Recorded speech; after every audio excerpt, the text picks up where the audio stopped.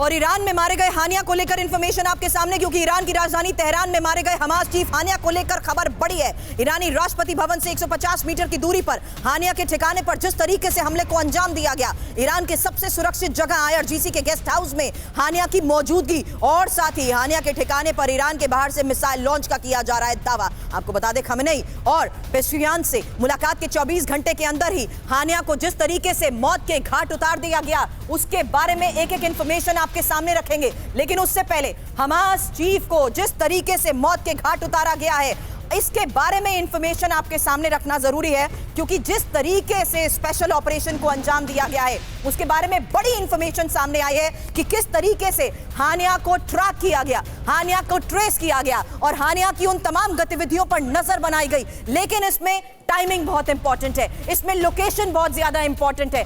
इस बारे में और खुलासा करने से पहले आपको हम हानिया का ये प्रोफाइल बता रहे हैं। हानिया हमास चीफ, रिफ्यूजी कैंप में जन्म से हमास चीफ तक का ये पूरा सफर, उसकी एक डिटेल इंफॉर्मेशन आपके सामने, क्योंकि 2018 में अमेरिका ने आतंकवादी से घोषित किया और 2017 में हमास के पॉलिटिकल ब्यूरो का ये चीफ बना, 2006 में फिलिस्तीनी अथॉरिटी का प्रधानमंत्री बना। वहीं गाजा के इस्लामिक विश्वविद्यालय में अध्ययन और विश्वविद्यालय में पढ़ाई के दौरान हमास से इसका संपर्क में आना। वहीं 1997 में हमास का चीफ नियुक्त किया गया। 1962 में गाजा के अल शती शरणार्थी शिविर में इसका जन्म हुआ। इसकी प्रोफाइल डिटेल हमने आपके सामने इसलिए रखी है क्योंकि अब हमास के चीफ को जिस तरीके से मौत के घाट उतार दिया गया है, उसकी टाइमिंग बहुत ज्यादा इंपॉर्टेंट हो जाती है। इसमें इंपॉर्टेंट है कि हमले से पहले हानिया की बड़ी मुलाकात हुई थी और कई मुलाकातें हुई थी, जहां हानिया की खमेनेई के साथ अहम बैठक की तस्वीर भी हमने आपको दिखाई। और देखिए हानिया की ईरानी प्रेसिडेंट पेजेश्कियान से ये मुलाकात की तस्वीर, जहां इस्लामिक जिहाद चीफ नखलाह से मुलाकात,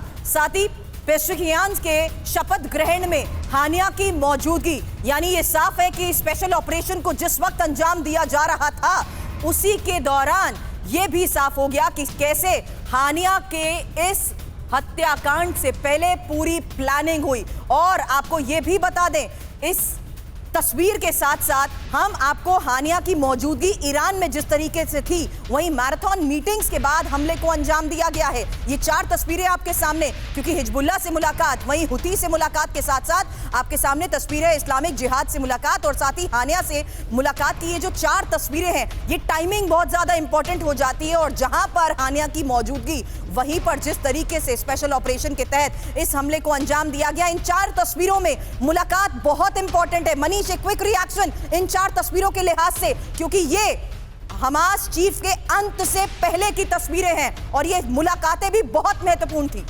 बिल्कुल, देखिए इस्माइल हानिया दरअसल ईरान के राष्ट्रपति के शपथ ग्रहण समारोह में गए थे और काफी विजिबल दिख रहे थे वहां शपथ ग्रहण समारोह के दरमियान, चाहे ग्रुप फोटो हो रहा हो या फिर वो ईरान के सुप्रीम लीडर से मिले, ईरान के राष्ट्रपति से मिले, या जो दूसरे और मेहमान आए थे उसमें से कई लोगों से उनकी मुलाकात हो रही थी, वो सब कुछ दिख रहा था। लेकिन बात यह है कि वो तेहरान में था, वो ईरान में था। इस्माइल हानिया के सबसे सुरक्षित जगह अगर धरती पर कुछ था तो वो तेहरान था। वहां पर अगर इस्माइल हानिया को मार गिराया गया तो ये अपने आप में एक बड़ा डेवलपमेंट है और इसने सीधे सीधे ईरान की साख पर बट्टा लगाने की कोशिश की है। यही वजह है कि अब ईरानी विदेश मंत्रालय की तरफ से भी इसको लेकर बड़ा बयान सामने आया है, जहां हानिया का पवित्र खून व्यर्थ नहीं होगा। आपको बता दें, अब रूस ने भी कह दिया है अस्वीकार्य राजनीतिक हत्या। हमास ने हानिया को घोषित किया शहीद, हम इजराइल की मदद करते रहेंगे। ऑस्टिन की तरफ से यह बयान। तो आपको इस बीच ये भी बता दें कि जिस तरीके से इस पूरे मामले पर अब लगातार बयान सामने आ रहे हैं, उसी के तहत ये बड़ी खबर आपके सामने, जहां अब बदले को लेकर भी लगातार चेतावनी और धमकियां, इसको लेकर और इंफॉर्मेशन आपके सामने रखूंगी। उससे पहले आपको बता दें कि जिस जगह पर हानिया का खात्मा हुआ है उसके बारे में तो जानकारी हमने आपको दे दी, लेकिन अब एक और क्रूशियल इंफॉर्मेशन, क्योंकि हानिया के बाद हमास में कौन, ये इस वक्त एक बड़ा सवाल बना हुआ है।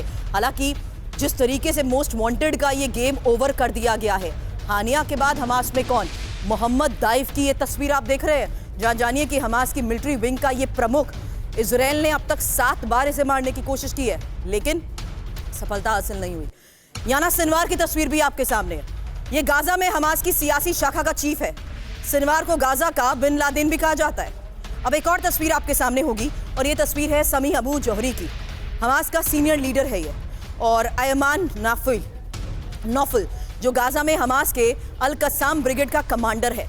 गाजा में इजराइल को सबसे ज्यादा नुकसान पहुंचाने वाली ये ब्रिगेड है। ये 4 तस्वीरें जिस तरीके से हमने आपके सामने रखी है, एक क्विक रिस्पॉन्स मैं आपसे लेना चाहूंगी दीपक वोरा सर, इस लिहाज से कि क्या ये मोस्ट वांटेड की लिस्ट है, या ये मानूं कि अब हमास की लीडरशिप को लेकर भी जल्द आने वाले वक्त में बड़ा फैसला संभव है? बहुत बहुत धन्यवाद मैम, आपके चैनल पर हूँ, बहुत अच्छा लगता है, आपसे बहुत कुछ सीखने को मिलेगा। और अभी जनरल साहब भी आ रहे हैं। मैं इस समय देश की राजधानी में नहीं हूँ, मैं कोलकाता में हूँ। सुबह से काफी इसके बारे में मैं देख रहा था। तो आपने जो कहा है इसका क्या असर पड़ेगा, पहले सबसे बता दूं कि आज सुबह ही सूडान, जहां मैं 5 साल आपका राजदूत था, वहां के जो अभी राष्ट्रपति हैं, और सूडान पूरी तरह से हमास का समर्थन करता है, उसकी जिंदगी पर भी एक हमला हुआ है आज सुबह, वो बाल बाल बच गया है। इसका मतलब हमास की जहां जहां उनके समर्थक हैं, उनके दोस्त हैं, सबको मैम अब टारगेट किया जा रहा है। अब पहला प्रश्न ये उठता है कि इसकी मिलिट्री, पॉलिटिकल और इकोनॉमिक रिपरकशन क्या होंगे, यही आपका प्रश्न होगा। इकोनॉमिकली तेल की कीमतें $1-2 बढ़ जाएंगी, वापस आ जाएंगी। पॉलिटिकली सारी दुनिया को पता लग गया है कि अब कोई जगह नहीं है, ईरान भी जगह नहीं है जहां ये लोग छुप सकते हैं। मिलिटरीली ईरान क्या करेगा, मैं ये कर दूंगा, वो कर दूंगा, ऐसा करूंगा, वैसा करूंगा, कुछ नहीं करेगा। अमेरिकी चाहते हैं कि एक कदम उठाए ईरान, और फिर देखिए ईरान का क्या हशर होता है। इजराइल इज रेडी उसकी न्यूक्लियर फैसिलिटीज को ब्लास्ट करने के लिए। सो मैम, मेरा मानना है, मेरे पास सबूत नहीं है, मेरा मानना है कि शायद कतर या ईरान ने खुद इजराइल से कहा है कि ये आदमी बहुत बड़ा हो गया था अपने बूट्स के लिए, मिटा दो इसको। उन्होंने जानकारी दी है और इसको मार दिया गया। शोर मचेगा, कुछ नहीं होने वाला, दुनिया वापस आ जाएगी 3 दिन के अंदर। शोर मचेगा, कुछ नहीं होने वाला, लेकिन